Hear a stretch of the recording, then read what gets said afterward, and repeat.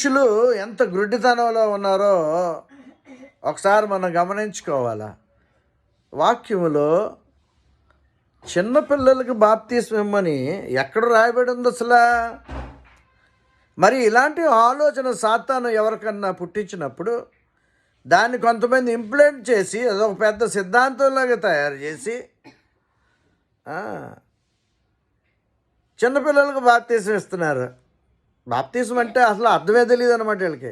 అంటే ఆలోచించలేండి, they won't think about it. What is the meaning of baptism? బాప్తిస్మం అంటే ఏంటో వాళ్ళకి ఏం తెలియదు, అర్థమే తెలియదు అన్నమాట. ఎంత క్లియర్గా బైబిల్లో రాయబడిందో మార్కు 1:4 మారు మనసు విషయమై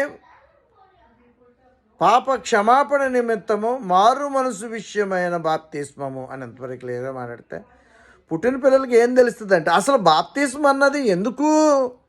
ఒక వ్యక్తి మారి నరకం నుంచి తప్పింపబడి రక్షణలోకి పరలోక రాజ్యంలోకి వారసు రావడానికి ఒక చిహ్నంగా మారాడు. ఈ వ్యక్తిలో మార్పు చెందాడు, పాపము నుంచి విడుదల పొందుకున్నాడు. అసలు ఊహకందనోళ్ళ గురించి అలా బాప్తిస్మం అని ఎక్కడుంది బైబిల్లో?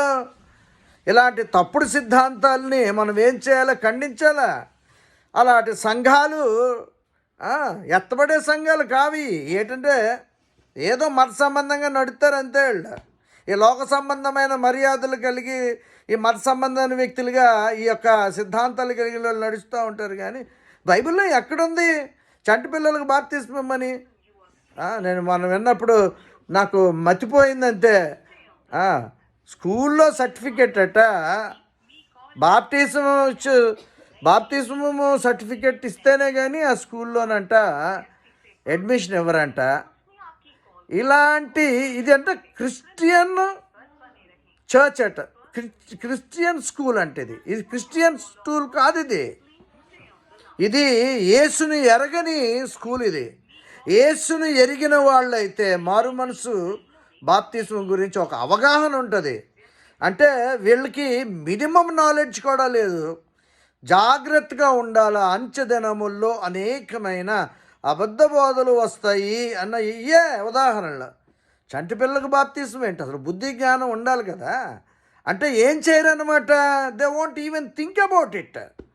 అసలు దేవుని విషయాలు కానీ, అసలు దేవుని వాక్యం సంబంధించిన విషయాలు కానీ వాళ్ళకి ఆలోచన లేదు. ఎందుకు ఆలోచన లేదంటే రక్షణ అనుభవం వాళ్ళకి లేదు.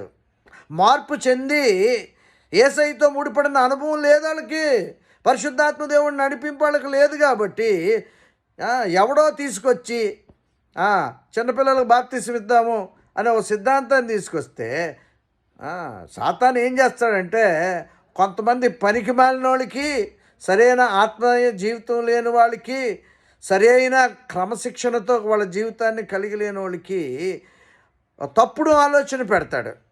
చంటి పిల్లలకి బాప్తిస్మం ఇచ్చేయండి అన్నాడు. దానివల్ల ఉపయోగం ఏంటి చెప్పు? బాప్తిస్మం అన్నది ఎందుకు? నువ్వు నిత్య జీవంలోకి వెళ్ళడానికి. నమ్మి బాప్తిస్మం పొందినవాడు రక్షణలోకి రావడానికి బాప్తిస్మం. రక్షణలోకి రావాల్సిన బాప్తిసాన్ని తీసుకెళ్ళి స్కూల్లో జాయిన్ చేయడానికి ఆ సర్టిఫికేట్ గురించి నువ్వు బాప్తిస్మం ఇస్తున్నావు అంటే, ఇచ్చినోడికి మినిమం బైబిల్ తెలియదని, తీసుకున్నవాడికి కూడా, దీన్ని ఆచరణలో పెట్టినోడికి కూడా మినిమం నాలెడ్జ్ లేదని అర్థం. ఎందుకంటే బాప్తిస్మం అంటే వీళ్ళకి అర్థమే తెలియదు. ఈ రోజుల్లో బాప్తిస్మం సర్టిఫికేట్ ఉంటేనే కానీ పెళ్లి చేయరంట. ఇవన్నీ కూడా రాంగ్ డాక్ట్రిన్స్. బాప్తిస్మం పొందమంటే అర్థం ఏంటి? నువ్వు మారు మనసు పొంది రక్షణ పొందిన తర్వాత వివాహానికి యోగ్యుడు అని అర్థం. అంతేగాని పెళ్ళికి ముందు బాప్తిస్మం, నా దగ్గరికి వచ్చారు కొంతమంది, పెళ్ళికి ముందు బాప్తిస్మం నేను ఇవ్వలేదు వాళ్ళకి. పెళ్ళికి ముందు బాప్తిస్మం ఇవ్వడం 199 మంది అదే పని. పెళ్ళికి ముందు బాప్తిస్మం ఇచ్చేస్తారు అంతే. అంటే ఆ ఇచ్చినోడికి కానీ పుచ్చుకునేవాడికి కానీ బాప్తిస్మం అంటే దాని విలువ తెలియదు అసలు.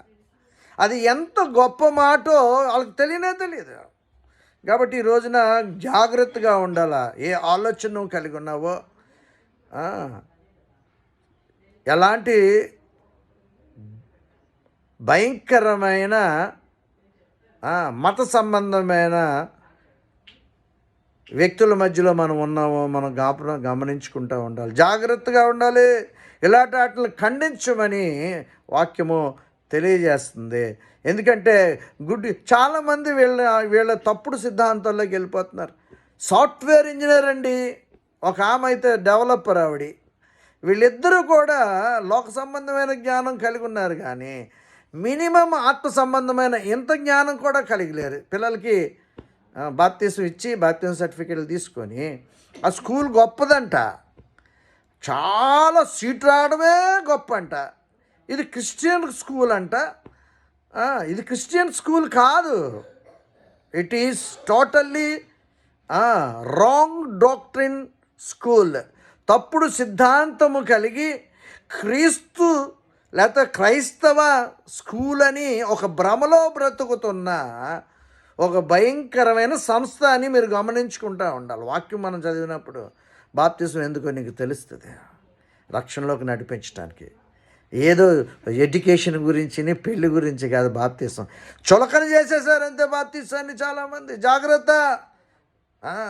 చివరి దినాల్లో ఏం జరుగుతుంది? ద్వితీయోపదేశకాండలో నువ్వు మరణాన్ని జీవాన్ని కోరుకుంటే వీళ్ళు ఏం కోరుకుంటున్నారంటే మరణాన్ని కోరుకుంటున్నారు. ఆశీర్వాదము శాపం అంటే వీళ్ళు ఏం కోరుకుంటున్నారంటే శాపాన్ని కోరుకుంటున్నారు. జాగ్రత్త.